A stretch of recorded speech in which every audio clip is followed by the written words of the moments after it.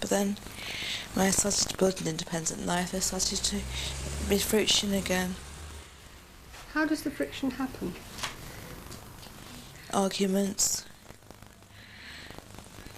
I just end up feeling like a waste of space. In one hospital in Brighton, the night staff spent an entire night twisting my arm to breaking point and back. I was too afraid to scream. We might have broken the wrist. I think they should realise that we're human beings and we've not been as lucky. Just stop to think they're but fortune go I.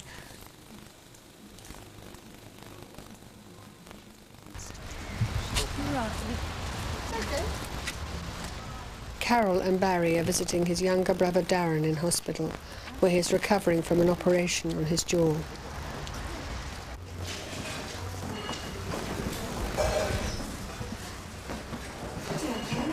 Where are you going? Come on in. Come on in. Oh, yeah, come on.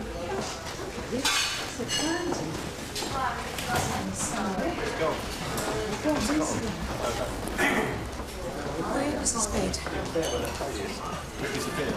Down in the day room at the moment. Day room. To come and get him.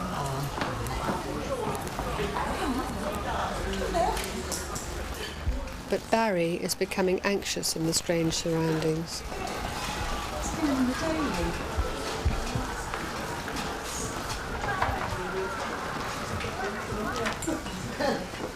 Sorry, is that a new one? Hello.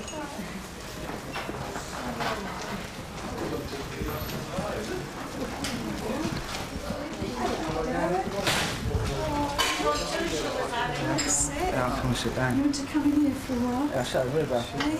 Right, I don't think that leg's down properly. No, Barry, them is it? chairs are a bit dodgy. Yeah, go over on one of I'll sit them. over on those. Yeah, look, you've got comfortable ones there. I see, here you You go. want to sit there? I'll stay here. You stay in the back row, right? Oh, you shut the door. Yeah, all right. That's it. I'll come over here. Right. I'll move there if you want. No, it's all right. Just stay. Yeah. Very alright. What time did you go down? Yeah. So you there? I was going to phone you just before it went down, but they gave me the approval on that, and that sent me off. You're going to give me some company? No, I don't want Come sit with Lee and your brother over there. to. Sit here. I'll go there, might be more comfortable, won't it? He's on his own here, isn't it? You know? Yeah, what are we? You can't help me. There you are. You feel better now? Come over there now. No, don't. You don't want to? Sit here alone. Do you mind if I go over there? Do what you like. I can do what I like, all right. It's cooler over there. Well, as if you want to come over with us, then you can come over. Got the windows open up there. Come on. A bit slightly up now. Chair's better as well, right? Softer. Yeah, look, you can see a man in bed over here, Barry. Come and have a look.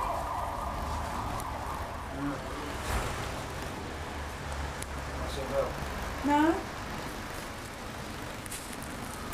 It's been very good, haven't you, Barry?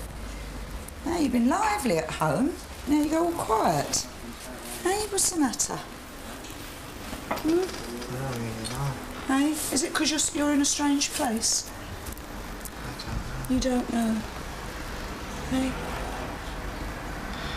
Yeah. Is it because you're in a strange place? Is it perhaps frightening you?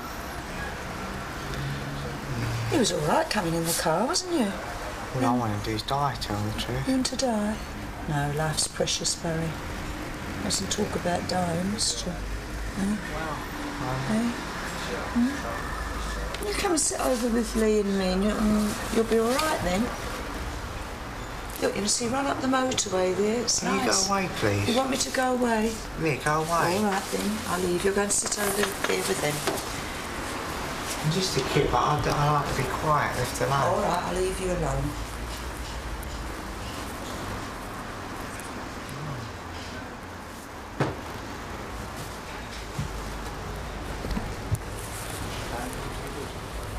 As good as good. It's coming up here, so this is what they want. They kicked me out of bed this morning. They need them. People suffering from schizophrenia are very sensitive to stress, Now, some of the stresses are the kind of things that we would recognise immediately.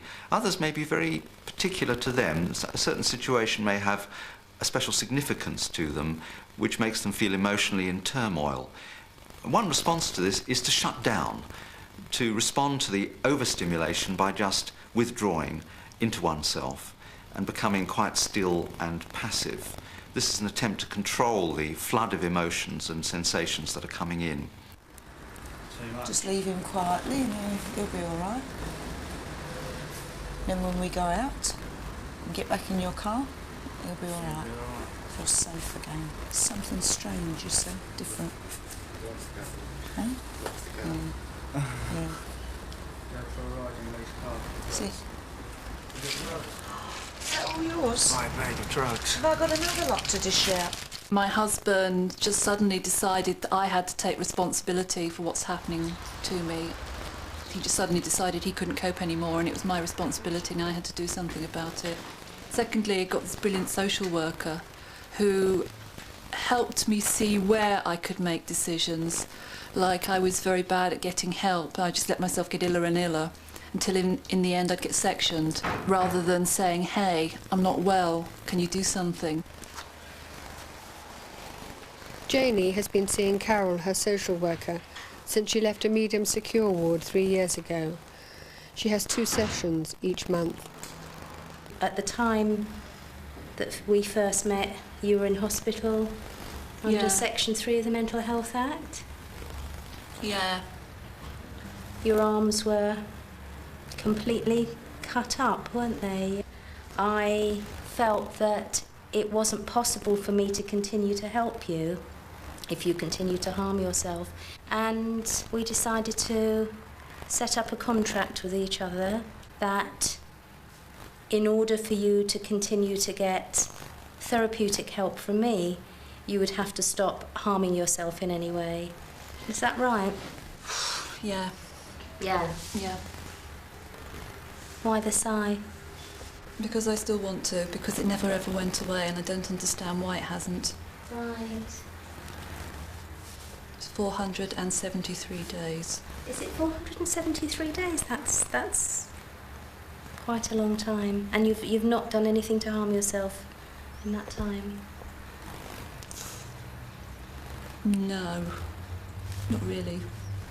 I'm aware that you've had a lot of difficulty asking for help when you've needed it. If someone says you've got to ring up, then I will do it and I'll try and talk to them. This is really difficult because I don't know them that well.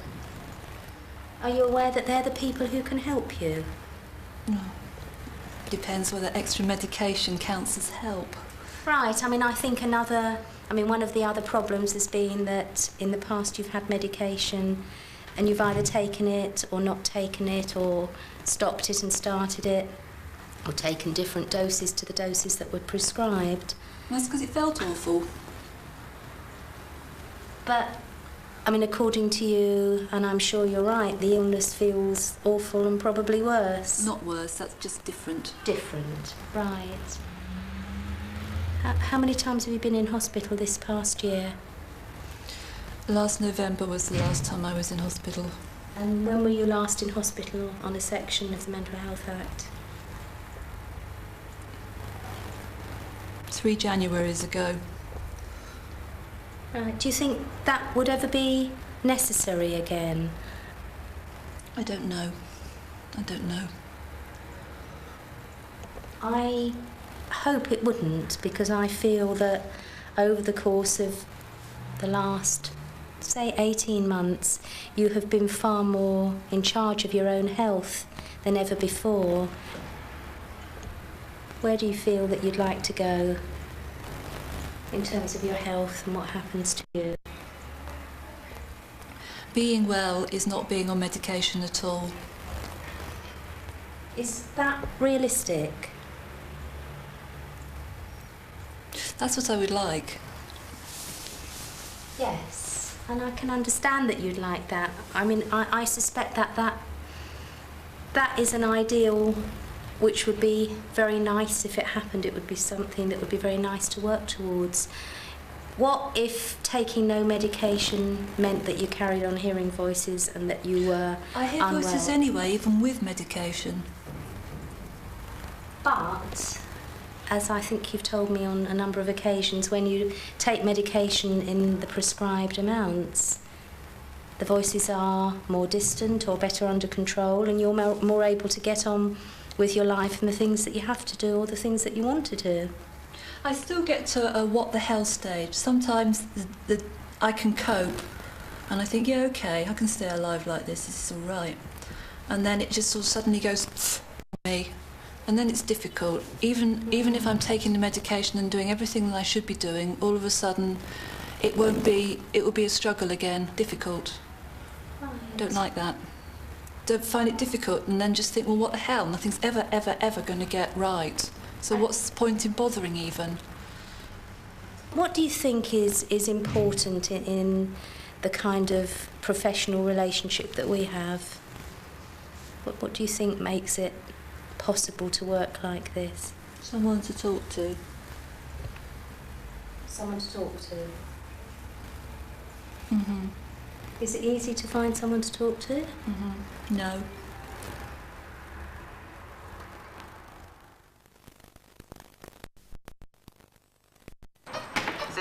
Paris Info Express.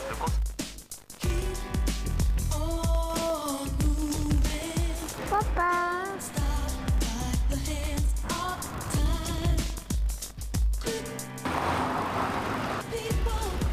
Mimi Petit Souris.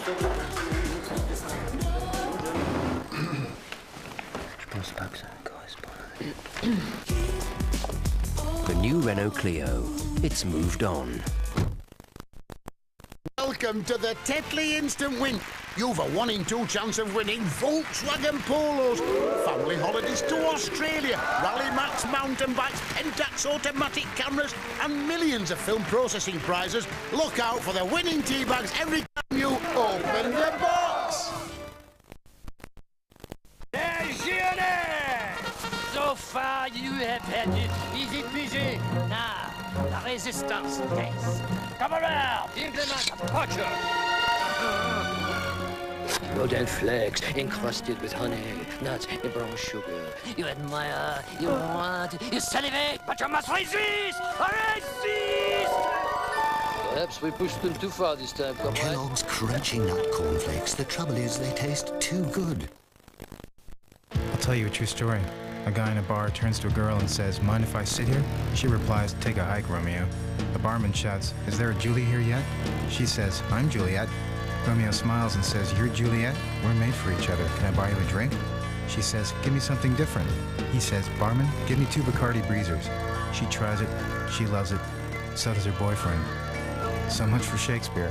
I'm telling you, that's the way it happened. A spirit blend with fruit juices. Bacardi Breezer.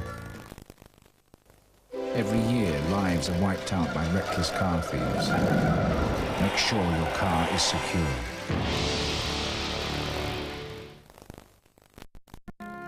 If it's got to be white, it's got to be Hovis.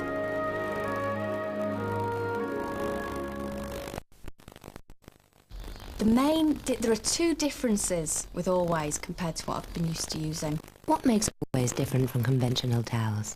First of all, the main one is the Keep You So Dry, which is so much nicer to feel, so much drier. And the other factor is the slimness of them. The Always surface is different from conventional towels, drawing virtually all the liquid into the towel, so you feel fresh and dry.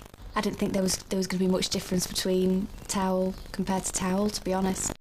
But I was obviously wrong. Always Ultra and Always Regular. All you feel is fresh and dry. I don't think I've ever seen Teddy looking so clean. I just hope he's a good swimmer. Save a third on Safeway Cyclone.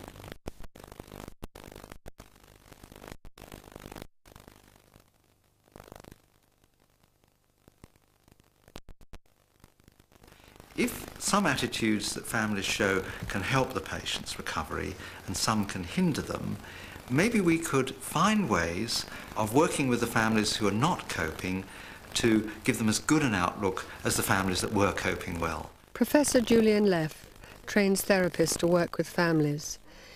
He has follow-up discussions with them at the Maudsley Hospital. This report back is on the Bellamy's first family session. OK, let's turn to the other family. There's the patient who's called James, and then who are the other family members? Right. Jeff is the father. Jeff, yeah. Jenny is the mother. Jenny, OK. And Kate is the sister. How old is James? 23. We always run a support group for the therapist, which meets once a month and allows the therapist to come together to brainstorm on the problems, and if they get stuck, one particular couple, they can say, well, what can we do about it? So again, father's coming out as the dominant person who imposes his view on the whole family. Yeah, I would have thought that's very common. Did the parents' relationship come out in the meeting? Again, not really.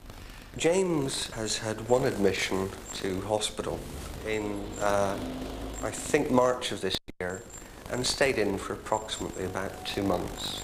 At school, James took 5 grade A's at O-level and did his A's, but wasn't as successful. He's never worked, though he actually describes himself as a poet. Reap now, sweet child, my rooms are spare, whose scarce horizons cry you clear. Of manger volumes, reap these years, sweet child, whose eyes I mould. In open mouths these caverns stock, caves of canine devils box, ship of them blind interludes, vulture gullies, cloven hooves. I'm aware of an interesting conflict that must be there within Dad, because here he is, he's on a sort of career track in a fairly routine kind of job. Would you say he was a deputy head? No, she's a deputy head now. He was a teacher. He was a teacher. He was a teacher, right. And he goes off that track, which is reasonably secure, and goes for something which is very insecure, you know, acting, hoping to get parts here and there, and a much more perhaps creative life, but also a much more uncertain one, and perhaps in a way more allied to his son's apparent choice of profession. You know, I'm a poet. If I chose to write about a mental illness, for example, which is unlikely because it's too an abrupt subject, I doubt very much the illness would influence the things I said very much, because I don't know 100% that much about what the illness entails. It just is. No, don't put the telly on, Barry. Got elephants on there. Elephants, is it? Yeah, poaching and that in Africa. They're poaching. Yeah, they had a lot about Africa on there last night, didn't they? About all their television programmes. Yeah. So, anyway, the bus comes now, and one of the staff always come out to meet him. If we're not watching, they come and knock at the door, don't they, Barry? A nice lot. The drivers are nice, aren't they? I don't really know. Can you keep quiet, please? You want me to keep quiet? All right.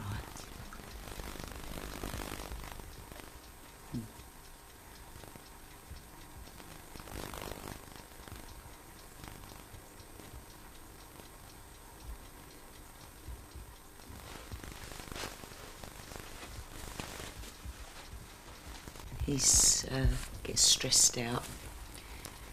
He's dealing with it better. He used to swear at me. That's when most Monday mornings, I'm going to hit you, and what he wasn't going to do. It was all threats, and all because he was upset about going back.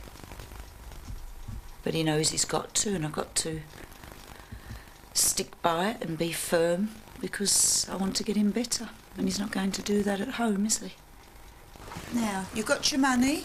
Have you got all your fruit and all that? You're going to give me a kiss? What about Darren? You're going to say goodbye? All right? Yeah. Yeah, I'll go. He's going, Darren. See you later. Now, I'll see you Wednesday. I'm coming up Wednesday to see your doctor. Oh, you dropped your top, Barry. Here, mind you don't drop it in the bus. See you Wednesday. All right. Only because he's been in the hospital and I've had that few days break. We can all live our own lives away from it. Really good.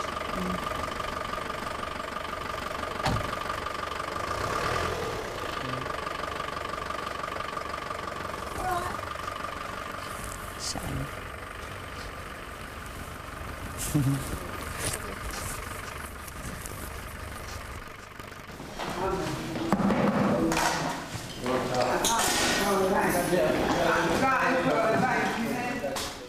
Barry is now back at Worley Hospital after his weekend at home. Let's go then, just for a short walk. Hey, come back. Take your radio with you. Yeah. You want to go now?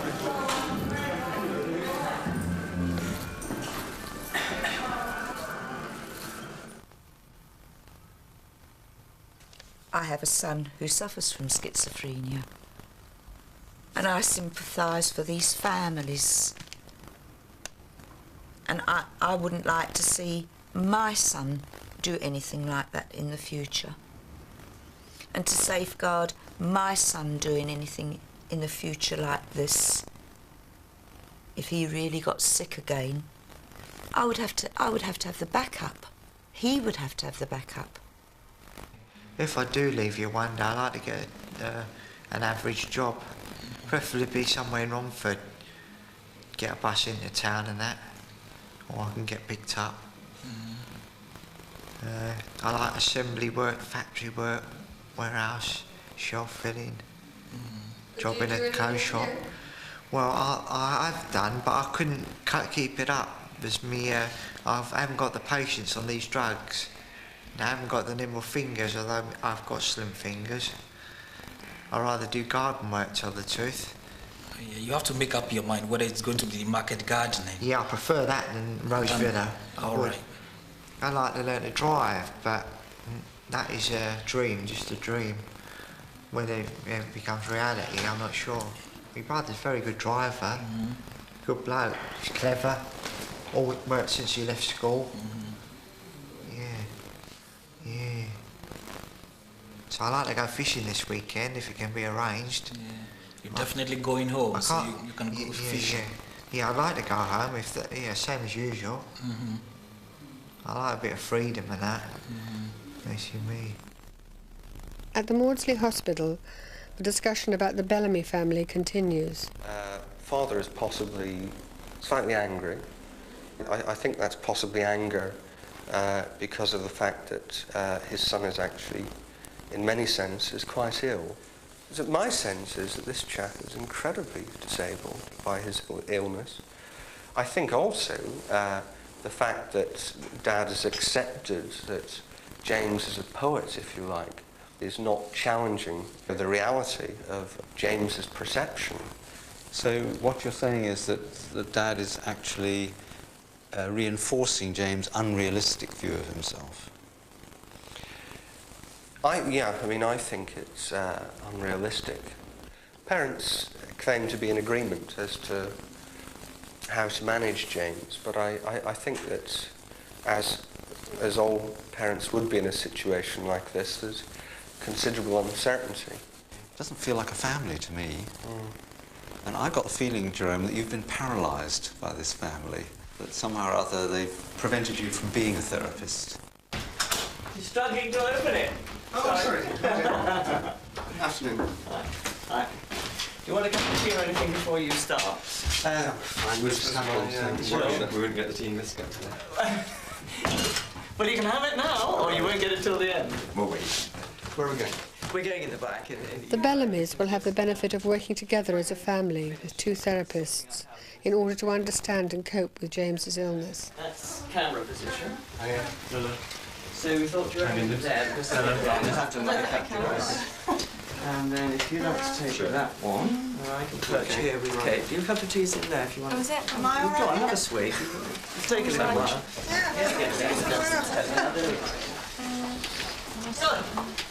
Okay. The therapists work with a family from anything from 9 months up to 2 years and even beyond, so it is quite a long-term process. And it does require, of course, an investment of time and money. This requires a long-term view, because in the long run this will cut down on relapse rates and relieve the pressure on the acute beds, which are currently in crisis.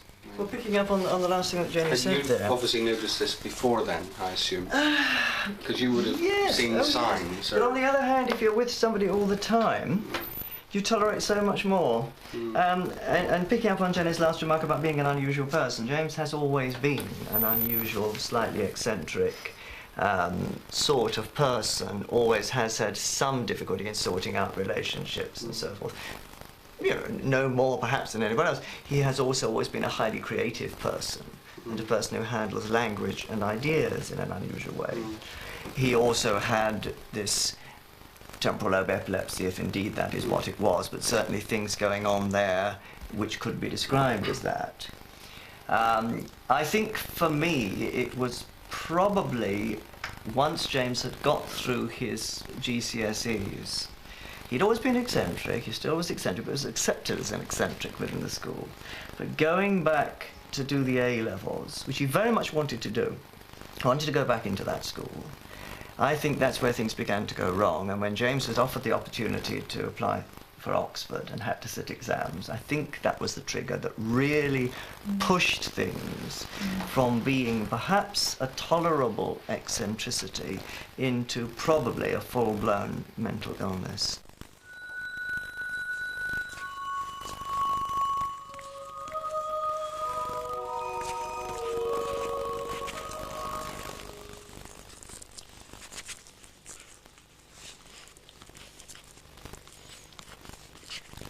Painting and drawing is the hardest things that I can think of.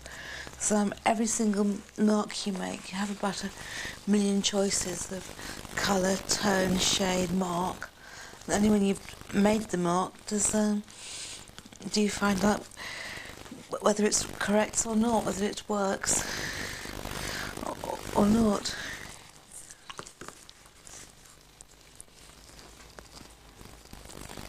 For 2 years, Miranda's attempts to get a second opinion on her illness were turned down. Well, I got the feeling that they wanted me to kill myself. I made suicide attempts, and the feeling I got was, oh dear, what a pity she didn't succeed. She can't take it enough. That's definitely the feeling I got. I think they thought it would cost too much money. I don't think... Got a lot of support from your parents during that time. During the past year, we lived you were a lot of conflict previously. In the last year, they were amazingly good to me. I'd more or less reverted into babyhood at a time when I should really be looking after them, but they were, knowing I'd lost all my friends, they were wonderfully supportive and didn't give up trying to get clozapine treatment for me, though I had absolutely no wish, no hope that make you better. As far as I was concerned, I did the world and I had to be punished.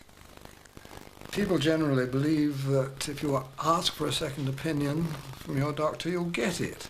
But this isn't so. I mean, the patient's charter leaves it in the hands of the GP. It says you have the right, every citizen has the right to be referred to a consultant acceptable to you when your GP thinks it necessary, and to be referred for a second opinion if you and your GP agree this is desirable. In other words, it's up to the GP. So, twice with 2 different consultants, Miranda found herself in a situation where we asked them to treat her with clozapine. They said, no, she's not a suitable case. We then asked for a second opinion. They said, no. What's wrong with me, in effect? I'm right. And so we had to keep battering away. With the second consultant, we had to batter away for all of 8 months, writing letters to him, to the hospital trust, to the health authority, to the MP, to mine, to the National Schizophrenia Fellowship. And eventually he gave way, and she got to the Maudsley. She got treated with clozapine, and she began to get better in 2 weeks. A vulnerable personality can crumble under conflicting... I was definitely a victim for a long period of my life as well. Yeah. I think it has to do with the fact I was definitely a victim. Well, you feel it. Well, it was observed as well. I mean, I've often considered Miranda as the firstborn, if she'd been an only child, you see. When there are two others, I think I was happy till I was 4.